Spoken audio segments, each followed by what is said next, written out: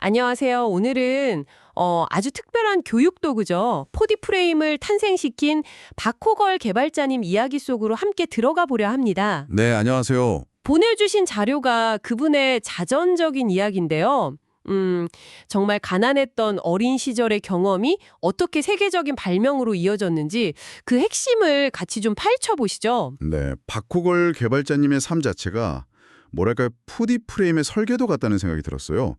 특히 제약 속에서 피어나는 창의성, 이 주제가 계속 보이는데 이 부분을 좀 중점적으로 보면 아주 흥미로울 겁니다. 아, 죄악 속의 창의성. 좋네요. 어디서부터 시작해 볼까요? 역시 그 어린 시절부터 봐야겠죠. 강원도 산골이요. 네, 이야기는 강원도 산골, 정말 아무것도 없던 시절로 거슬러 올라갑니다. 장난감 하나 없이 그냥 나뭇가지, 흙 이런 걸로 놀고 그렇죠. 고장난 물건들, 우산이나 냄비 같은 거요. 네, 그런 걸 척척 고쳐내는 아이였다고 해요. 심지어 지게를 직접 만들어서 팔아가지고 아, 정말요? 네, 집안 살림에 보탰다니 허허. 정말 보통 아이는 아니었던 것 같습니다. 바로 그 경험의 핵심인 것 같아요. 흔히 결핍이 발명의 어머니다 이런 말 있잖아요. 네, 그렇죠. 장난감이 없었으니까 이 박 개발자님은 그냥 모는 걸 넘어서서 필요에 의해서 스스로 뭔가를 만들고 문제를 해결하는 법을 뭐랄까 본능적으로 터득하신 거죠. 아, 그냥 놀이가 아니라 생존이었을 수도 있겠네요. 네, 그럴 수 있죠.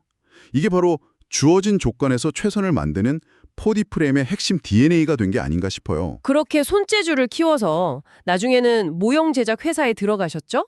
거기서 최고의 전문가가 되시고요. 네. 금강산댐 모형이나 독립기념관, 롯데월드 민속관에 있는 그 경복궁 근정전 축소 모형. 이런 어마어마한 프로젝트들을 다 성공시키셨죠.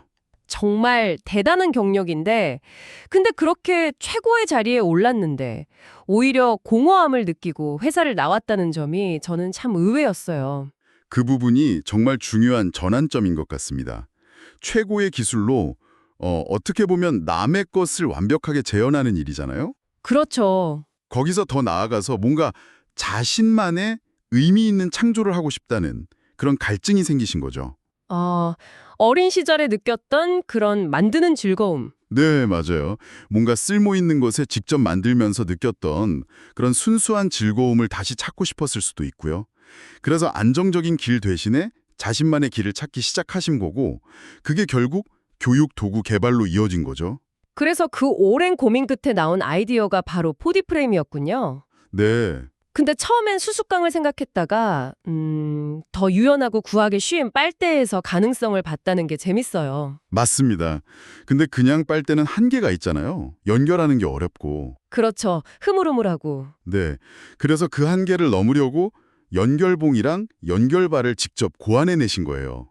여기서 포디 프레임의 핵심 철학, 바로 유연성이 드러나는 거죠. 유연성? 네, 어떤 정해진 형태가 아니라 사용자가 필요에 따라 자르고 구부리고 연결하면서 무한하게 변형시킬 수 있다는 거.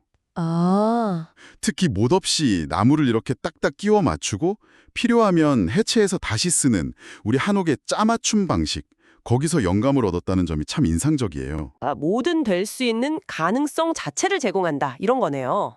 정확합니다. 약간 레고 같기도 한데 훨씬 더 자유롭다고 할까요? 네네. 완성품이 아닌 가능성을 파는 거죠. 그런데 더 흥미로운 건 이 가치를 국내보다 해외에서 먼저 알아봤다는 점이에요. 맞아요. 저도 그 부분 보고 놀랬어요. 스웨덴 국립과학기술박물관에서는 원래 레고 전시관이 있던 자리를 내주고 포디 프레임 체험관을 열었다고 하니 와, 이건 정말 대단한 인정이죠. 그렇죠. 오스트리아, 미국, 사우디아라비아 전 세계로 퍼져나왔고요. 특히 수학 교육계에서 널리 쓰이는 그 인터랙티브 소프트웨어 있잖아요. 지오지브라. 아, 네네, 지오지브라. 그거랑 협력하면서 교육적 가치를 더 높였다고 하던데요. 그 만남이 굉장히 중요했습니다. 포디 프레임이 가진 개방성 그리고 융합 가능성을 딱 보여주는 사례거든요. 정해진 답이 있는 게 아니라 아이들이 스스로 탐구하고 창조하는 과정. 이게 요즘 현대 교육이 추구하는 방향하고 딱 맞아떨어진 거죠. 아, 추상적인 수학 개념을 직접 손으로 만들어 보면서 이해하게 되는 거군요. 네, 바로 그거죠. 지오지브라를 통해서 눈에 보이지 않는 수학 개념을 직접 손으로 만질 수 있는 형태로 구현하게 되면서 이게 정말 강력한 교육 도구라는 게 증명된 셈입니다. 와, 이렇게 듣고 보니 박오걸 개발자님의 삶 전체가 정말 4D 프레임의 탄생을 위한 하나의 긴 여정처럼 느껴지네요. 네, 맞아요. 가난이라는 제약이 오히려 상상력의 밑거름이 되고 최고의 기술자가 된 경험이 제품의 완성도를 높이고 결국엔 그 어린 시절의 경험과 딱 맞닿아서 교육 도구로 완성된 거니까요. 그렇습니다. 그분의 이야기는 어떻게 보면 한계와 제약이 오히려 창의성의 불꽃을 지필 수 있는지를 보여주는 아주 생생한 사례라고 할 수 있어요. 그래서 4D 프레임은 그냥 단순한 교구가 아니라 세상을 좀 더 유연하게 보고 문제를 창의적으로 해결하는 태도, 그 자체를 길러주는 도구라고 생각합니다. 네, 오늘 이 이야기를 들으신 당신도 혹시 주변에 좀 부족하거나 혹은 너무 평범해 보이는 것들 속에서 예상치 못한 새로운 가능성을 발견할 수 있지 않을까? 잠시 그런 생각을 해보시는 것도 좋겠습니다.